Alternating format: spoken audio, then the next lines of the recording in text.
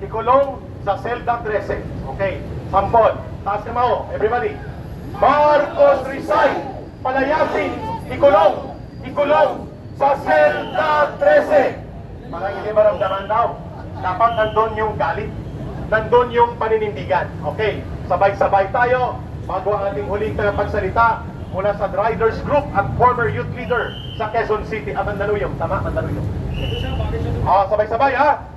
Marcos resign, palayasin, ikulong sa selda 13. Marcos resign, palayasin, ikulong sa selda 13. Bago po ang ating pag-awit ng bayan ko ay ang isang youth leader dati dito sa area ng Mandaluyong at naging leader ngayon ng mga Riders Group in support of good governance. Ikaw na brother, magpakilala.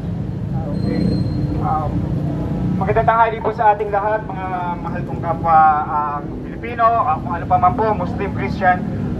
Kami po nandito po sa kinatawan po ng Riders, ng Duterte Riders supporters, ng DRT po, Duterte Riders Team, DGRP po, Duterte Riders Group, Philippines. Kami po ay nakikisa po. Akin pong panawagan, bakit kami naman po, mainstream media, GMA7, ABS-CBN, TV5. Alam naman po natin yesterday naglabasan po ang mga Marines diyan po sa Club Pilipino San Juan. Pero ang inantay po namin last night, wala man lang po kayong balita tungkol sa kung ano po ang nararapat na malaman ng buong mundo at ng buong sambayan ng Pilipino. So yun lang po. Sana po ay anyway, mabuti, maraming salamat po. At narito po ang napakarami natin mga vloggers at sila po ay mulat na sa katotohanan at nakikita po nila kung ano po yung mga totoong kaganapan. At siguro po sana po ay magising na po tayong lahat. Yung mga wala pong kulay to, dilawan, piglawan, o whatever. Tignan po natin kung sino po yung karapat-dapat. Kasi iba na po ang kalagayan ng ating PBBM. So, dapat po alam naman po natin, sundin po natin ang batas kung ano po karapat-dapat, dapat nalalaman po natin ang kanyang tunay na kalusugan. Kasi, kung mapapansin nyo po, isisingin ko lang din po sayang, wala po rin si Konsehal Ronnie Rolopica eh. Kaya po nagmamadali ang ating Senate President Tito Soto na ma-impeach ang ating puting BP Sara. Dahil nga naman pag nawala ang Presidente, papayag ba kayo siyang uupong Pangulo? Di po ba? Yun lang po yung logic dun eh. So, muli po, nakikisa po ang buong Riders Team, Duterte po. Maraming salamat po. Maraming salamat, brother. Everybody, please come forward. At sabayan niyo po si Kay Eric sa ating panghuling awitin sa araw na ito. Pero ina-announce na natin, abangan nyo ang March 10 at March 11. March 11, 1 year ng pagdukot at pagkidnap kay Tatay Digong. Dadagundong ang buong protesta ng sambayan ng Pilipino worldwide, lalo na sa Pilipinas. March 11 nakaredy na tayo. May maleta ba kayo? May diniliver daw sa Malacanang, may diniliver sa Paway. Ngayon, ito lang po ang aming masasabi sa ating lahat. Ang kasaysayan ang naglilikha taong bayan. Palakpakan natin yun.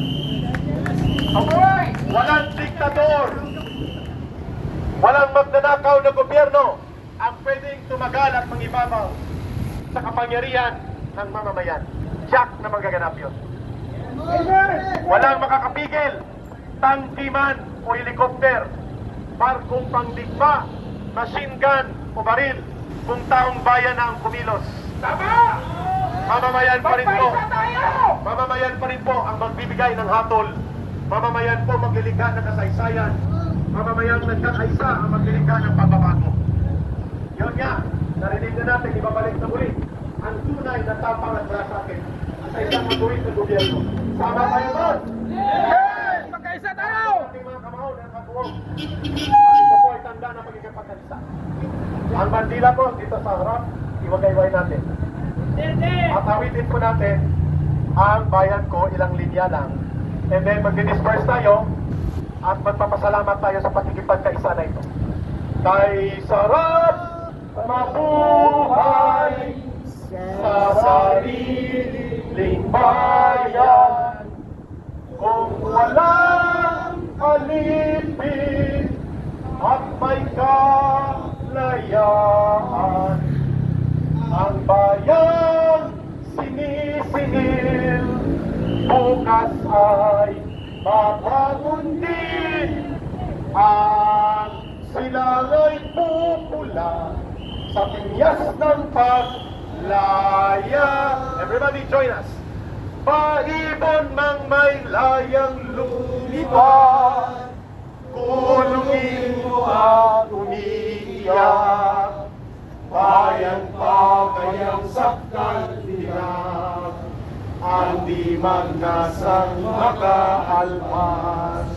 Pilipinas kong minumutya, bugad ng luha at narita, aming atika, Makita kang sakdalaya. aming atika, makita kang sakdalaya. Marcos resign! Palayasin!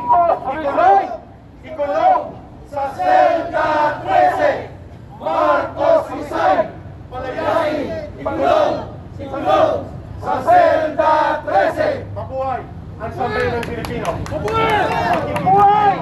March 10 and March 11 and onwards. Maraming salamat, Chief. Maraming salamat sa mga kapulisan, MMDA, ang lahat ng mga dito, lalo na mga nag-participate. Our program for today is now.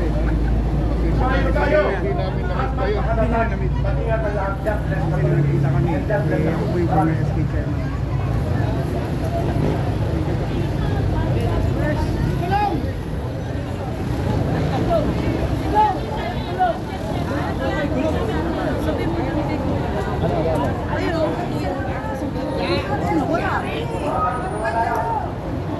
DRS, DRG!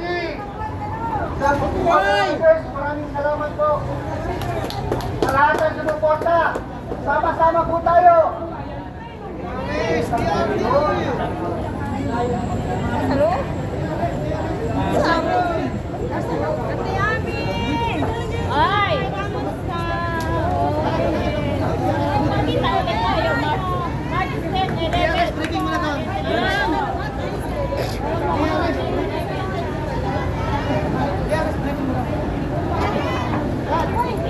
Hindi ka lang dito ka nandun pa yun. Agad, dito tayo agad!